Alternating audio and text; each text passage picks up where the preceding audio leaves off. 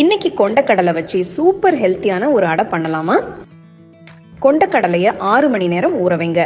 ஊறினதும் தண்ணியை வடிச்சிட்டு ஒரு மிக்சர் ஜாருக்கு மாற்றிக்கலாம். இது கூட நறுக்கின பச்சை மிளகாய், நறுக்கின இஞ்சி, சீரகம், கறிவேப்பிலை, மஞ்சள் தூள், பெருங்காயத்தூள், உப்பு, கொத்தமல்லி இலை, தயிர் சேர்த்து முதல்ல தண்ணி ஊற்றாமல் ஒரு தடவை அரைச்சிக்கலாம்.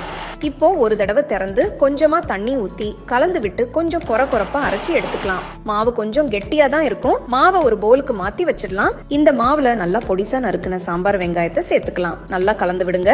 தேவைப்பட்டா கொஞ்சம் தண்ணி ஊற்றி மாவை கரைச்சிக்கோங்க. ரொம்ப தண்ணி ஊற்றிட வேண்டாம். ஒரு தவாவை சூடாக்கி ஒரு கரண்டி மாவை எடுத்து ஊற்றி லேசா கொஞ்சமா ஸ்ப்ரெட் பண்ணுங்க. சுற்றி கொஞ்சம் நெய் ஊற்றுங்க.